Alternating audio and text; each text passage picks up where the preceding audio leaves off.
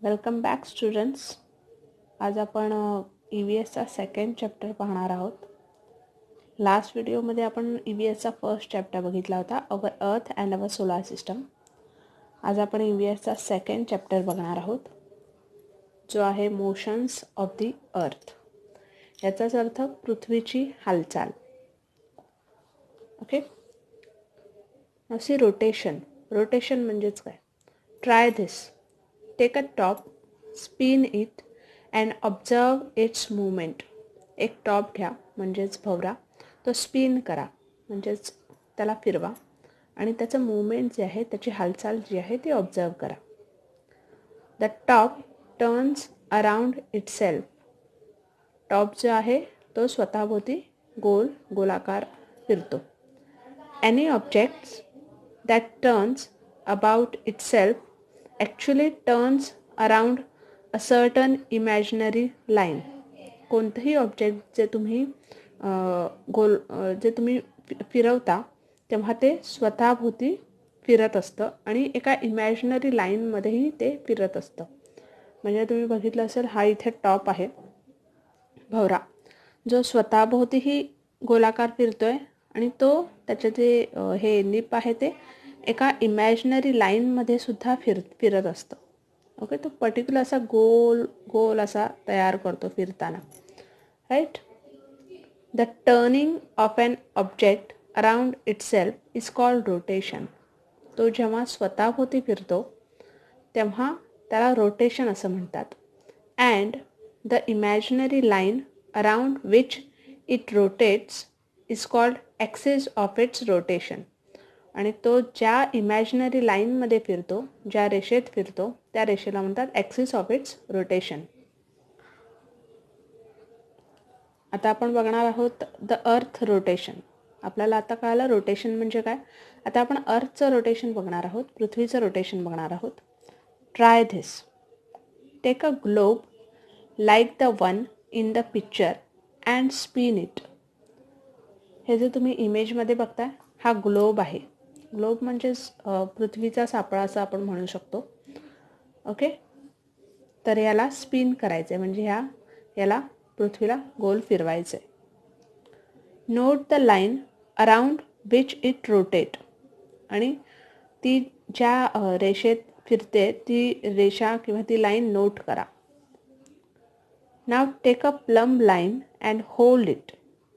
एक plumb line घ्या. Plumb line म्हणजेच हे तुम्हाला इथे दिसतंय, एक थ्रेड सारखं काहीतरी या माणसाच्या हातात आहे, ह्याने पकडलंय. ओके, तर ही प्लम लाईन आहे. Okay,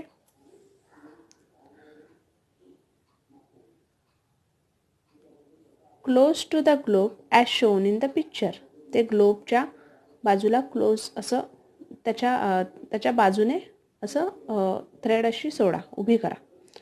if you cannot get the plumb line, tie a long thread to an eraser and make one. तुम्हाला जर प्लम लाईन नसेल मिळत तर मग तुम्ही एक लॉंग थ्रेड म्हणजेच मोठा दोरा घ्या आणि त्याला तुमचा इरेझर जो असतो खोडरबर तो त्याला बांधा. ओके, आणि अशा प्रकारे इरेझर खाली बांधून त्याला हँग करा, लटकवा. You will see that the plumb line and the earth axis are at an angle to each other. That is the earth axis is incline. तुम्हाला असं दिसेल की जी प्लम लाईन आहे ही प्लम लाईन आहे आणि हे ॲक्सिस आहे, हे अर्थचं ॲक्सिस आहे, ते एक अँगल तयार करते. म्हणजेच तुम्हाला इथे दिसत असेल कोन, राईट, अँगल दिसते इथून सुद्धा. ओके, तो एक अँगल तयार करते. हा इथे तुमचा झाला एक कोन, हा इथे झाला एक कोन. अँगल म्हणजेच कोन. ओके, तर असं का होत आहे? कारण आपली जी पृथ्वी आहे ती एका बाजूला झुकलेली आहे. ओके, तो असा स्ट्रेट राऊंड असा नाही आहे. ओके, असा गोल स्ट्रेट नाही आहे, तो तिरकस आहे, तो एका बाजूला झुकलेला आहे आणि म्हणून हा जो ॲक्सिस आहे तो आपला क्रॉस जातो आहे, राईट. आणि म्हणूनच हे जे प्लम लाईन ह्यांनी घेतलं आहे तो काय तयार करतो आहे, अँगल तयार करतो आहे. ओके, इन्क्लाइन म्हणजेच झुकणे. ओके, पृथ्वी आपली एका बाजूला झुकलेली आहे. The earth rotates with its axis incline. अर्थ जे आहे ते त्याच प्रकारे रोटेट करतं. ओके, ज्या प्रकारे ते एका बाजूला झुकलेलं आहे. Like this, the line NS in the picture shows the earth axis. जे NS आहे इथे लाईन, हा पॉईंट N आणि हा S. N म्हणजेच तुम्हाला माहिती असेल नॉर्थ अँड S म्हणजेच साऊथ. नॉर्थ म्हणजेच आपली उत्तर दिशा आणि साऊथ म्हणजे आपली दक्षिण दिशा. ओके, हा आहे ॲक्सिस, पृथ्वीचा axis. It passes through the centre of the earth.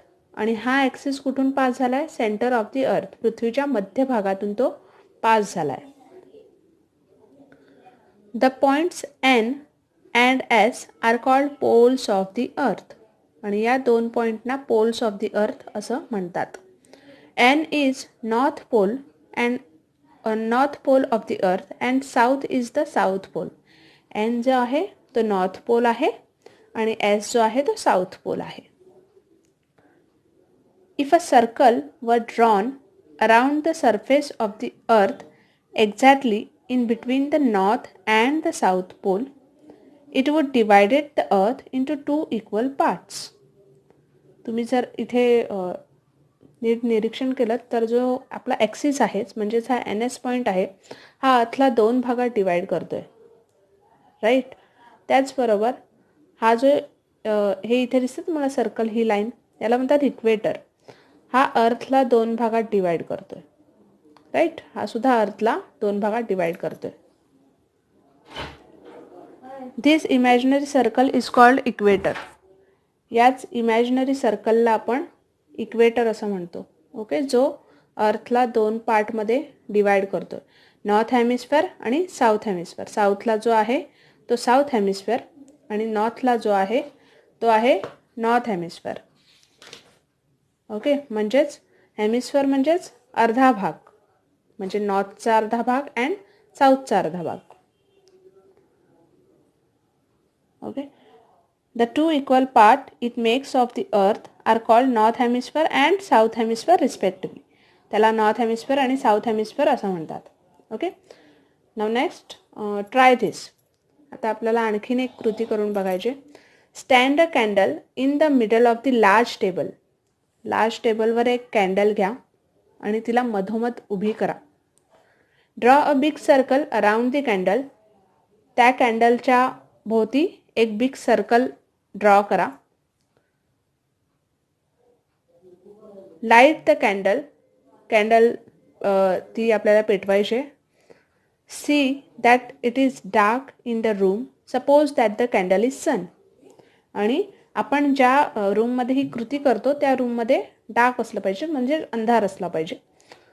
आणि हा जो आपली ही जी कॅन्डल आहे तिला ॲज अ सन, म्हणजे ती सूर्य आहे असं आपल्याला म्हणायचं आहे. Okay, observe which part of the globe gets the sun's light and which one does not. आणि हा जो ग्लोब आहे आपला, मगाशी आपण इथे बघितला, हा आपला ग्लोब, पृथ्वीचा सापळा, हा सर्कलच्या कोणत्याही पॉईंटवर तुम्हाला ठेवायचा आहे. ओके, आणि ऑब्झर्व करायचं आहे की त्या ग्लोबचा कोणता पार्ट जो आहे तो सनच्या लाईटमध्ये येतो आहे, म्हणजेच या कॅन्डलच्या लाईटमध्ये येतो आहे. कॅन्डलचा जो उजेड आहे, तो जो प्रकाश आहे तो पृथ्वीच्या कोणत्या साईडवर लाईट होतो आहे तो तुम्हाला बघायचं आहे. कोणती बाजू पृथ्वीची प्रकाशित होते ते बघायचं आहे. तुम्हाला लक्षात येईल की पृथ्वीची जी एक बाजू आहे ती या कॅन्डलमुळे प्रकाशित होते आणि बाकीची जी मागची बाजू आहे, त्याची बॅक साईड जी आहे ती तिथे अंधार असतो. Okay, now looking at the globe from the direction of the north pole, turn it anticlockwise. ह्या ग्लोबला आपल्याला अँटी क्लॉकवाईज या डायरेक्शन गोल फिरवायचं आहे. Okay, this is how the earth rotate. आणि त्याच प्रकारे अर्थ जो आहे तो रोटेट करतो. It rotate from west to east. Earth जो आहे तो वेस्टपासून ईस्टपर्यंत म्हणजे असा गोलाकार फिरतो. ओके, या दिशेने असा गोलाकार तो फिरतो.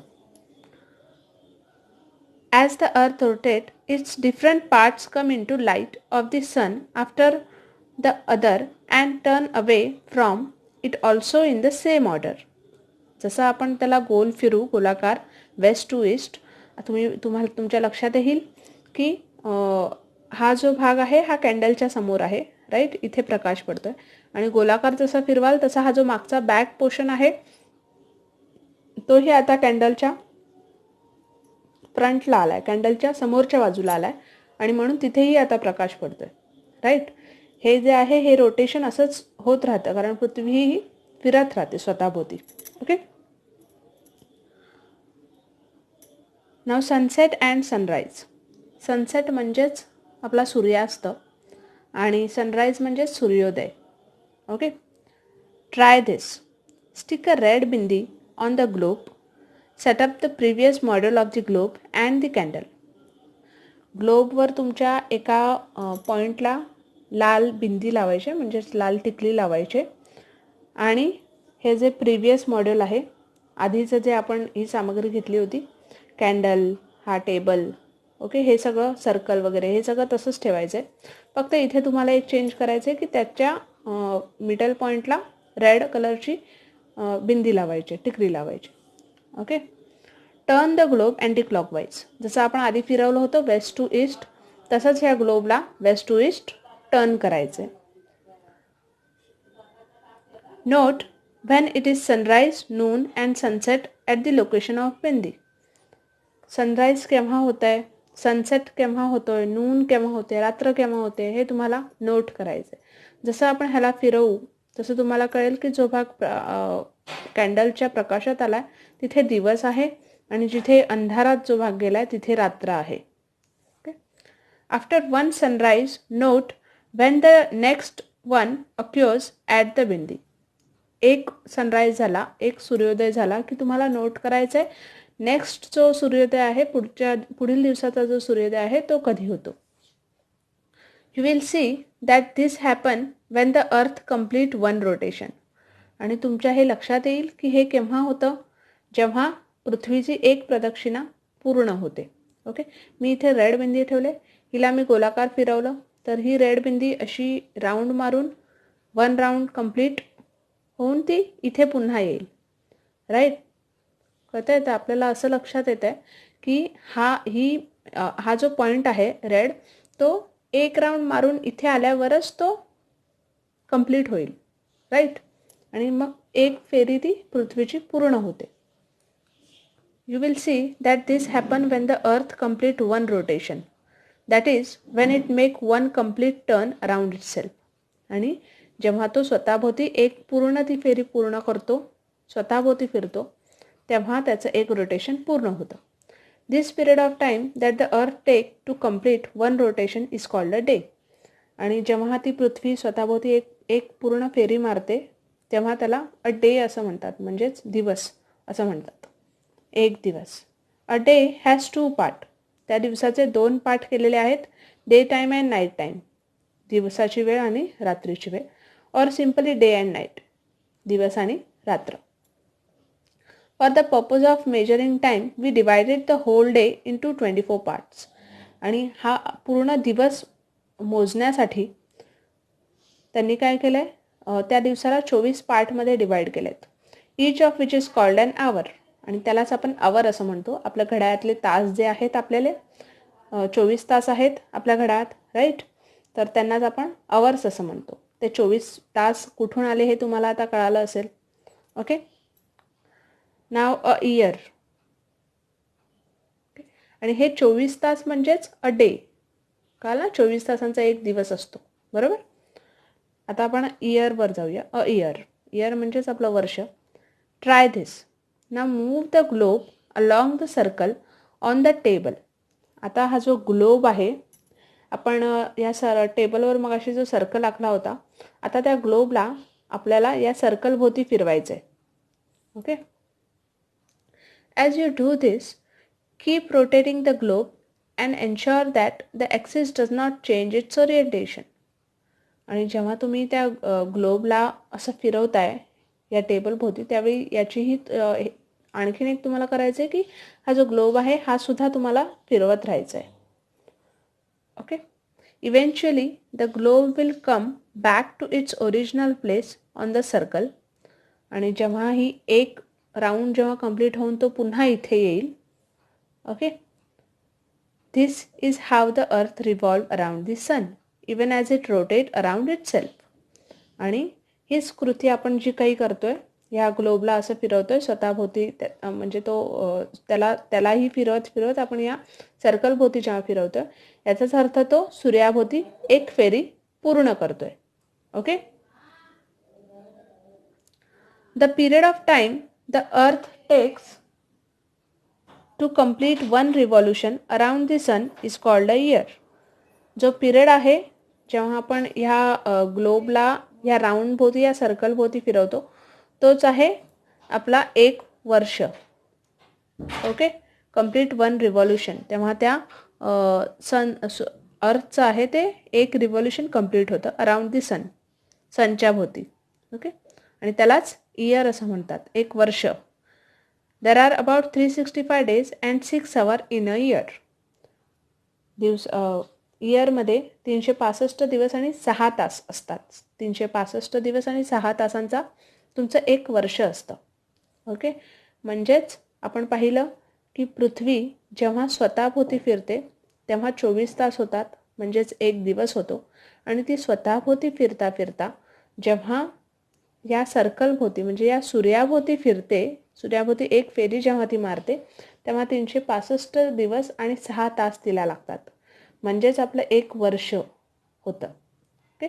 पृथ्वीची स्वतःभोवती फिरते तेव्हा 24 तास, 1 डे, एक फेरी. पृथ्वी सूर्याभोवती एक फेरी मारते, किती दिवस लागतात? 365 दिवस आणि 6 तास एक फेरी मारण्यासाठी. ओके. आता आपण नॉर्मली बघितलं की आपल्या इयरमध्ये म्हणजे आपल्या वर्षात 365 दिवस असतात. ओके. आता आपण बघूया हे 6 तास जे आहेत या 6 तासांचं काय आहे. हे 6 तास कुठे जातात इयरमधले. ओके.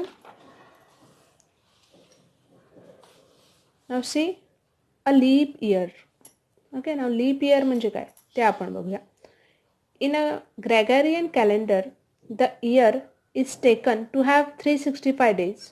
आपलं जे इंग्लिश कॅलेंडर असतं त्याच्यामध्ये जे दिवस असतात एका वर्षातले ते 365 दिवस असतात. 365 दिवसांचं ते कॅलेंडर असतं. It means that it count 6 hours less every year.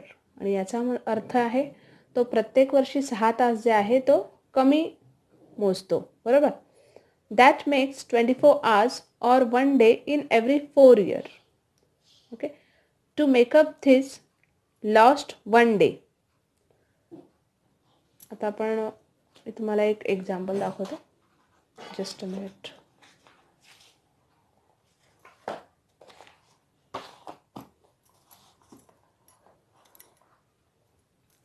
Now see, हा आहे आपला सूर्य. ओके. हा त्याच्या भोवती राऊंड. हा आहे आपला अर्थ. ओके. अर्थ सूर्याभोवती हा फिरतोय. किती दिवस लागले त्याला? 365 days अँड 6 hours. बरोबर. आणि हा स्वतःभोवती जेव्हा फिरतो तेव्हा त्याला लागतात 24 hours म्हणजेच 1 day. राईट. 1 day. सो हे जे 6 hours आहेत ते कुठे जातात हे आपण बघतोय. 6 hours हे 4 years काउंट होतात. म्हणजे हा झाला आपला 1 year, हा 2nd, हा 3rd अँड हा 4th. ओके. चौथ्या वर्षीसुद्धा 365 दिवस असतात, 6 तास असतात. 365 दिवस, 6 hours. 4th इयरला पण 365 days, 6 hours. राईट. यातले फक्त 365 days आहेत ना ते आपण फक्त इयरमध्ये काउंट करतो. ओके. आणि हे जे 6 इयर्स आहेत ना 4 वर्षांचे, हे जेव्हा हे 4th इयर असतं ना तुमचं, 4थं वर्ष जेव्हा चालू असतं, तेव्हा हे 6 6 6 6 हे प्लस करा बघू. 6 + 6 = 12, 12 + 6 18 and 18 + 6 is 24, राईट. सो हे जे 24 आवर्स आहेत हे 4थ्या वर्षी म्हणजे तुमच्या ह्या इयरला 4th इयरला 365 डेजमध्ये ॲड होतात. 24 दिवस म्हणजेच 24 आवर्स, 24 आवर्स म्हणजेच 1 डे, हे आपण बघितलं. मग हा 1 डे इथे ॲड होतो. ओके, आणि हे होतात 366 डेज. ओके, म्हणजेच 4थ्या वर्षी किती दिवस असतात? 366 दिवस. कळालं? 366 डेज हे 4th म्हणजे 4थ्या वर्षी असतात. सलग 4थ्या वर्षी म्हणजे दर 4 वर्षांनी जेव्हा 365 डेज असतात आपल्या कॅलेंडरमध्ये, तेव्हा तो काय असतो? Leaf year. ओके, तेव्हा तो लीप इयर असा असतो.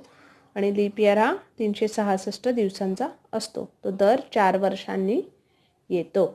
ओके, आता आपण बघूया हा 1 डे जो आहे तो कोणत्या मंथमध्ये ॲडजस्ट होतो, कोणत्या महिन्यामध्ये जातो. Okay, to make up for this lost 1 day, the month of February in the Gregorian calendar has an extra day every 4th year.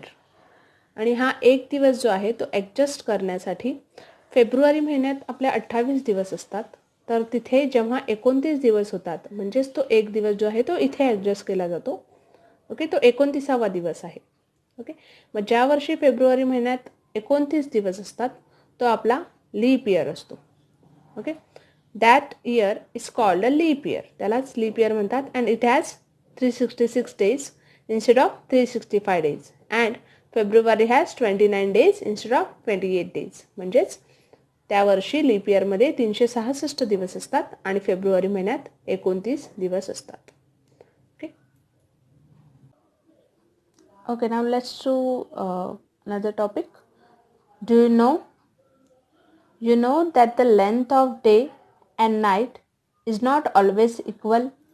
तुम्हाला माहिती आहे का लेंथ ऑफ डे आणि नाईट म्हणजे दिवस आणि रात्रीचा जो काळ असतो तो इक्वल नसतो, समान नसतो.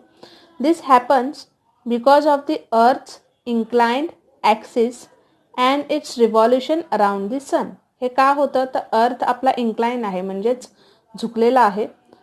त्याचा ॲक्सिस जे आहे, कक्ष जे आहे त्याची ती झुकलेली आहे आणि तो रिव्हॉल्युशन करतो म्हणजेच तो सूर्याभोवती फिरतोय, राईट. त्याच्यामुळे आपला जो दिवस आणि आपली रात्र आहे ती समान नाही आहे. In the northern hemisphere between 22 March and 23 September the days are longer than the night. Northern हेमिस्फेअरमध्ये इथे आपण बघू शकतो हे नॉर्थन हेमिस्फेअर आणि हे साऊथर्न हेमिस्फेअर. ओके, हा जो नॉर्थन हेमिस्फेअर आहे इथे 22 मार्च म्हणजे 22 March and 23 September. Okay, the days are longer than the night. जो दिवस असतो तो मोठा असतो रात्रीपेक्षा. Therefore it is warmer here. आणि म्हणून त्यावेळेस वॉर्मर म्हणजेच गरमी जाणवते. That is it is summer in the northern hemisphere. आणि त्यामुळे नॉर्थन हेमिस्फेअरला इथे वर नॉर्थन हेमिस्फेअरला समर म्हणजेच आपला उन्हाळा. Okay, summer in northern hemisphere. Northern हेमिस्फेअरमध्ये समर असतो. However during this same period in the southern hemisphere the nights are longer than the days. त्याच्याच उलट साऊथर्न हेमिस्फेअरमध्ये म्हणजेच साऊथला इथे साऊथर्न हेमिस्फेअरमध्ये द नाईट्स आर लॉंगर. ज्या रात्री असतात त्या लॉंग असतात दॅन डेज. दिवसापेक्षा रात्री या मोठ्या असतात. The earth get less heat in this part and therefore it is winter in the southern hemisphere. पृथ्वी जी आहे ती हीट जी आहे ती कमी हे करते, त्याच्यामुळे या पार्टमध्ये म्हणजेच साऊथर्न हेमिस्फिअरला विंटर असतो, म्हणजेच तुमचा हिवाळा. In the period from 23 September to 22 March, 23 September ते 22 March, the days are longer than the nights in southern hemisphere. 23 September ते 22 मार्चपर्यंत जे दिवस असतात ते लॉंग असतात आणि रात्री ज्या आहेत त्या लहान असतात. कुठे? साऊथर्न हेमिस्फिअरमध्ये. It gets more heat and it is summer here. आणि त्यावेळेस तिथे समर असतो, जास्त हीट, उन्हाळा जास्त असतो, त्याच्यामुळे तिथे हीट जास्त असते, उष्णता जास्त असते म्हणून उन्हाळा असतो. In this period in the northern hemisphere it is the nights that are longer. आणि ते त्याच्याच उलट नॉर्थर्न हेमिस्फिअरमध्ये नाईट्स ज्या आहेत त्या लॉंग असतात, रात्री ज्या आहेत त्या मोठ्या असतात. The northern hemisphere get less heat and it is winter here, winter there. आणि म्हणून तिथे विंटर असतो, म्हणजे तुमचा हिवाळा असतो. Note that there are may be difference in these days due to the leap year. आपला लीप इयर जो आहे, आपण मगाशीच वर पाहिलं फेब्रुवारी मंथमधला, ओके, तर त्याच्यामुळे जे दिवस आहेत ते मे बी डिफरन्स असतील, त्यांच्यामध्ये फरक असेल. ओके, तर आपण पाहिलं की जेव्हा नॉर्थर्न हेमिस्फिअरमध्ये समर असतो म्हणजेच उन्हाळा, तेव्हा साऊथर्न हेमिस्फिअर जो आहे तिथे हिवाळा असतो. ओके, उन्हाळ्यात दिवस मोठा आणि रात्र लहान. ओके, आणि हिवाळ्यात दिवस लहान आणि रात्र मोठी असते. Got it? In India summer, the rainy season and winter are consider to be main season. आपल्या भारतात समर म्हणजेच उन्हाळा, रेनी सीझन म्हणजे आपला पावसाळा, विंटर हिवाळा, हे कसे आहेत? मेन सीझन आहेत, हे प्रमुख सीझन आहेत, मुख्य आहेत. We also divide the year into 6 season. आपण या वर्षाला 6 सीझनमध्ये सुद्धा डिवाइड करतो. हे आपले उपऋतू आहेत, namely vasant, grishma, varsha, sharad, hemant and shishir. Okay, हे आपले उपऋतू आहेत. आणि आपले मेन ऋतू कोणते आहेत? Summer, rainy and winter.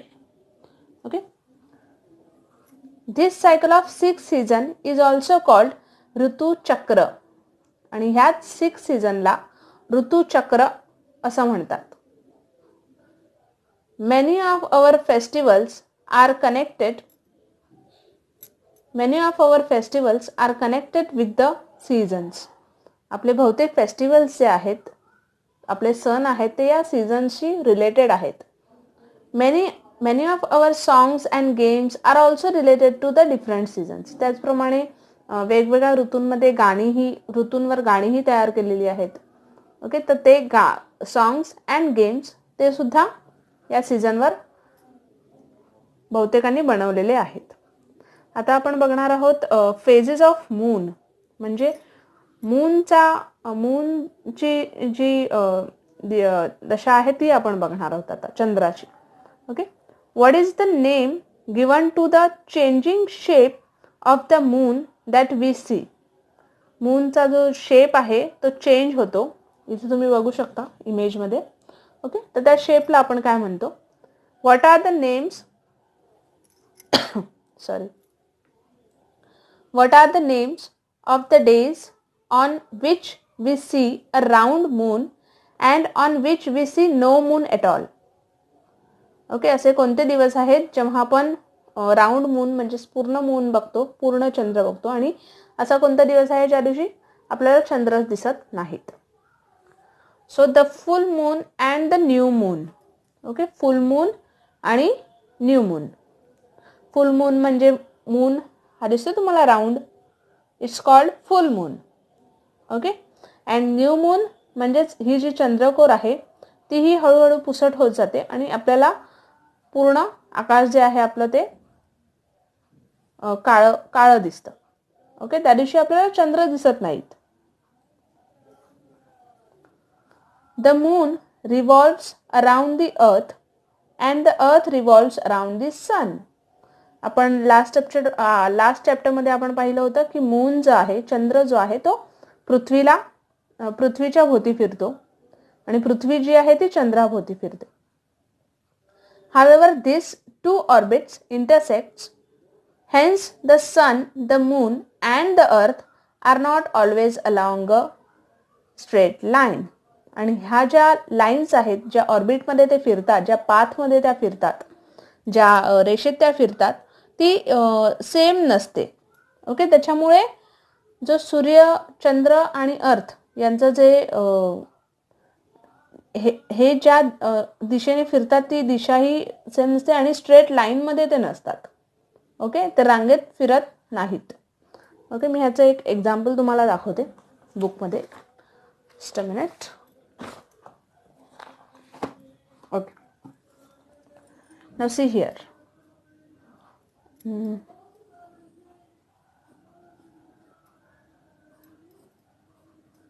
आपला सन हा आहे पाथ. Okay, orbit. हा आहे आपला अर्थ. ओके, आणि ह्या अर्थच्या भोवती हा आणखीन एक गोल आहे, आणखीन एक पाथ आहे. हा कोण आहे इथे? आहे आपला मून आहे. ओके, आपण पाहिलं होतं अर्थ, पृथ्वी जी आहे ती सूर्याभोवती फिरते आणि मून जो आहे तो अर्थ भोवती फिरतो. राईट, आपण लास्ट चॅप्टरमध्ये बघितलं होतं हे. ओके, तर सूर्य जो आहे, मून जो आहे तो अर्थ भोवती फिरतो.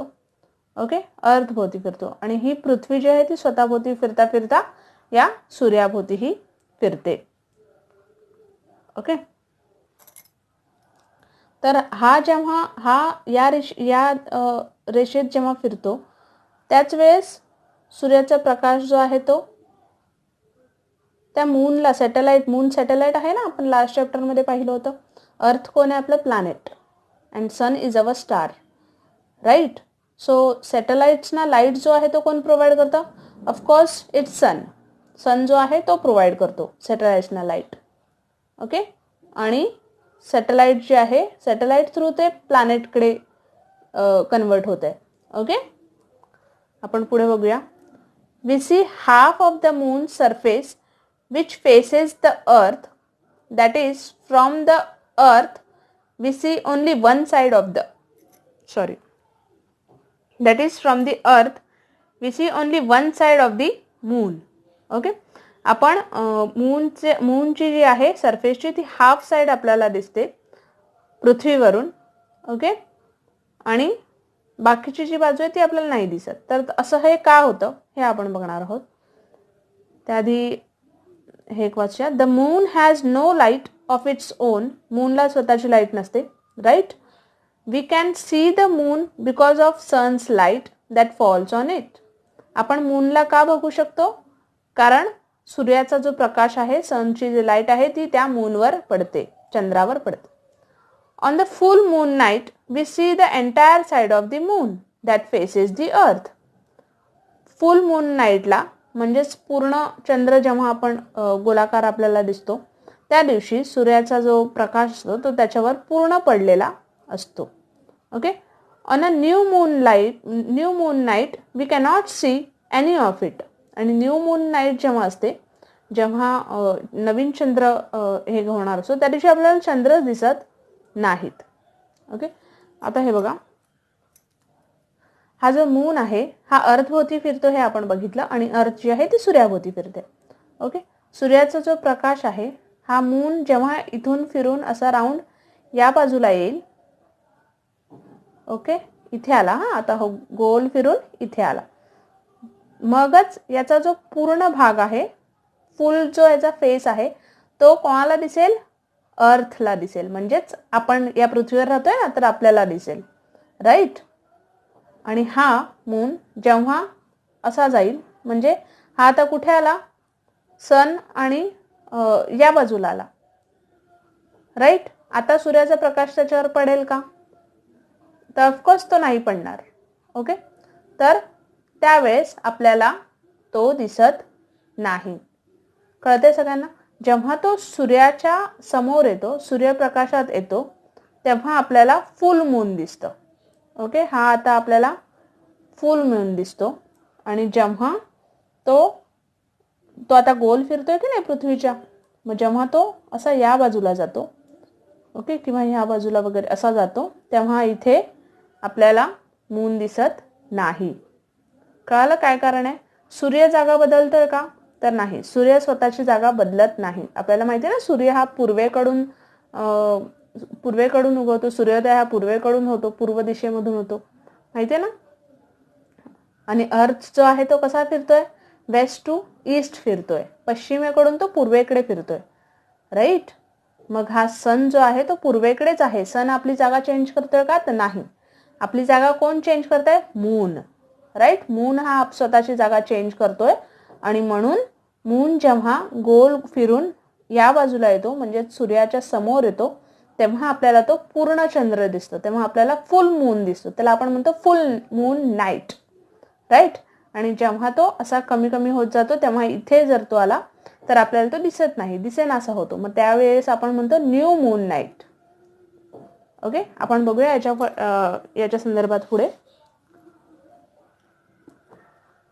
From the full moon to the new moon, the illuminated part of the moon seen from the earth becomes smaller and smaller. Full moon ते न्यू मून येईपर्यंत जो illuminated part of the moon असतो, okay, जो आपल्याला अर्थवरून दिसतो, तो smaller smaller होत जातो. इथे तुम्हाला दिसतंय हा या इमेजमध्ये, हा आहे आपला फुल मून. ओके, हा हळूहळू हळूहळू असा इथून आपल्याला कसं दिसतं? फक्त चंद्राची आपल्याला कोर दिसते. Okay, smaller part of the moon आपल्याला दिसतो. From new moon to full moon it again grows bigger and bigger. ही चंद्राची कोर झाली. ही चंद्राची कोर हळूहळू हळूहळू कमी झाली आणि मग काय होतं? न्यू मून, म्हणजेच तो दिसेनासा होतो, राईट. मग त्यावेळेस काय होतं? त्यावेळेस पुन्हा असा छोटीशी कोर येते. मग नंतर पुन्हा थोडं मोठं, then big big big big big big, असा हळूहळू तो आपल्याला, आता इथे काय झालं? आपल्याला फुल मून दिसतोय, राईट. पूर्ण गोलाकार चंद्र दिसतोय. ओके, समजतंय? ही कृती full moon to new moon, म्हणजे हा असा इथून जातोय. Okay, new moon to full moon again असा जातोय. कळतंय तुम्हाला? Then this different shape of the moon that we see are called phases of moon. आणि हे जे आपल्याला डिफरंट शेप जे आहेत मूनचे जे दिसतात, यांनाच आपण म्हणतो फेजेस ऑफ मून. ओके, मूनचे phases. Now the lunar month and days, tithi. Lunar month आणि डेज हे काय आहेत? तर हे बघूया आपण. You know that it takes 14 or 15 days from new moon to new moon, from new moon to full moon. Okay, तुम्हाला माहिती आहे का की 14 ते 15 दिवस लागतात new moon to full moon व्हायला. म्हणजेच हा new moon to full moon, okay, या स्टेजला येईपर्यंत 14 ते 15 दिवस लागतात around. Okay, this is the fortnight of waxing moon. आणि यालाच काय म्हणतात? Fortnight of waxing moon. Fortnight म्हणजे 14 रात्री. ओके, आणि त्याला म्हणतात वॅक्सिंग मून. कशासाठी? तर new moon to full moon. Okay, 14 ते 15 दिवस, आणि त्याला म्हणतात waxing moon. Okay, after the full moon the new moon appear smaller and smaller, and after 14 to 15 days it is new moon again. Full moon झालं की नंतर मग the moon, full moon झाला ना की मग तो पुन्हा स्मॉलर अँड स्मॉलर, म्हणजेच तो पुन्हा कमी कमी कमी कमी चंद्र जो आहे तो व्हायला सुरुवात होते. ओके, असे किती दिवस जातात? 14 ते 15 दिवस. आणि त्यानंतर पुन्हा नवीन चंद्र जो आहे तो आपल्याला दिसतो. ओके, पुन्हा मग ही स्टेज जी आहे लहान, मग थोडा मोठा, मग मोठा मोठा मोठा मोठा मोठा. ओके, ही स्टेज पुन्हा स्टार्ट होते टू फुल मून, पूर्ण चंद्र दिसेपर्यंत. This period is the fortnight of the waning moon. आणि ह्या पिरियडला म्हणतात fortnight of the waning moon. Okay, म्हणजे कळतंय तुम्हाला, फुल मून म्हणजे इथून ते फुल मून होईपर्यंत हा आहे वॅक्सिन मून. इथून ते इथपर्यंतचा पिरियड जो आहे तो आहे वॅक्सिन मून. इथून ते इथपर्यंतचा पिरियड आहे जो रिटर्न जातोय तो आहे waning moon. Okay, thus the period from one new moon to the next is 28 to 30 days. आणि ह्याच दोन्हीचा जो काळ आहे full moon to new moon, new moon to full moon, तो काळ किती दिवसांचा असतो, तर 28 ते 30 दिवसांचा असतो. Okay, it is called the lunar month आणि त्यालाच आपण म्हणतो lunar month. Every day of the lunar month is called अ तिथी. लुनार मंथच्या प्रत्येक दिवसाला आपण तिथी असं म्हणतो. ओके, आता आपण खाली इथे बघूया. द न्यू मून म्हणजेच हा नवीन मून 15 days केले की मग फुल मून. ओके, न्यू मून हे झाले इथून इथपर्यंत येईपर्यंत 15 दिवस कंप्लीट, त्याला आपण म्हणतो वॅक्सिंग मून. कळतंय, त्यालाच म्हणतात शुक्ल पक्ष. Okay, then full moon to new moon. Okay, full moon 15 days after new moon, त्याला आपण म्हणतो वॅनिंग मून. ओके, त्याला म्हणतो वॅनिंग मून, यालाच म्हणतात कृष्ण पक्ष. Okay, the fortnight of the waxing moon plus the fortnight of the waning moon is equal to lunar month. म्हणजेच वॅक्सिन मूनचे जे दिवस आहेत, जे फोर्टनाईट आहेत, आणि वॅनिंग मूनचे जे फोर्टनाईट आहेत ते मिळून काय होतं, लुनार मंथ. आणि लुनार मंथ आपण बघितलं किती दिवसांचा असतो, 28 to 30 days. Okay, now see, always remember, okay, the rotation of the earth gives rise to day and night. Rotation, अर्थचं जे रोटेशन आहे आपण पाहिलं की 24 तासांचं 24 तास लागतात अर्थला, राईट, स्वतःभोवती एक फेरी मारण्यासाठी. ओके, म्हणजेच आपला एक दिवस पूर्ण होतो. The revolution of the earth and the inclination of its axis give rise to the cycle of season. त्याच वेळी आपण बघितलं की सायकल ऑफ सीझन्स म्हणजे आपले सीझन समर, विंटर. ओके, तर ते कसे होतात, तर अर्थच्या इन्क्लिनेशनमुळे, म्हणजे पृथ्वी जी ज्या पद्धतीने झुकते, ज्या नॉर्थन आणि साऊथन हेमिस्फिअरमध्ये, ओके, तर तसे सीझन जे आहेत ते चेंज होतात, राईट. नॉर्थन हेमिस्फिअरला जर आपण पाहिलं, नॉर्थन हेमिस्फिअरला जर समर असेल तर साऊथन हेमिस्फिअरला हा हिवाळा असतो असं आपण पाहिलं, राईट. मग त्याच्याच अपोजिट साऊथन हेमिस्फिअरला जर हिवाळा असेल तर नॉर्थन हेमिस्फिअरमध्ये समर असतो, आणि साऊथन हेमिस्फिअरमध्ये समर असला तर नॉर्थन हेमिस्फिअरमध्ये हिवाळा असतो. Okay, so next what we learned. See, the rotation of the earth causes day and night. अर्थचं जे रोटेशन आहे ते डे अँड नाईट आपलं डिसाईड करतं, म्हणजेच आपला होल डे, एक दिवस. The revolution of the earth around the sun and its incline axis together causes a season. जे अर्थचं इन्क्लिनेशन असतं, म्हणजेच पृथ्वी जी झुकते एका बाजूला, ते त्या सगळ्याचा परिणाम कशावर होतो, आपल्या सीझन्सवर होतो. ओके, आपले ऋतू. The revolution of the moon around the earth give rise to the phases of the moon. जे मूनचं रिव्हॉल्युशन असतं अर्थभोवती, म्हणजेच चंद्र जो आहे तो पृथ्वीभोवती जेव्हा फिरतो तेव्हा काय चेंज होतं, फेजेस ऑफ मून. म्हणजेच आपण बघितलं की new moon to full moon, full moon to new moon. Okay, the period from one new moon to next is called lunar month, right. आपण बघितलं की ते लुनार मंथ कशाला म्हणतात, त्या पिरियडला, full moon to new moon, new moon to full moon, आणि ह्या सगळ्या प्रोसेसला 15 days जातात, आणि मग 28 to 30 daysचा काय असतो, lunar month. The fortnight ending on a full moon is that of the waxing moon. Fortnight जेव्हा एंड होतं फुल मूनचं तेव्हा काय होतं, वॅक्सिन मून, आणि फोर्टनाईट न्यू मूनचं जेव्हा एंड होतं तेव्हा काय होतं, waning moon. Okay, the days of the lunar month are called tithis. लुनार मंथचे जे डेज असतात, दिवस असतात, त्यांना आपण तिथी असं म्हणतो. ओके, ओके स्टुडंट्स, आता आपला इथे सेकंड चॅप्टरही कंप्लीट झाला आहे. ओके, नेक्स्ट व्हिडिओमध्ये मी तुम्हाला याचे क्वेश्चन आन्सर्स देईन. ओके, आय होप तुम्हा सगळ्यांना मी जे समजवत आहे ते कळतं आहे. Hope so.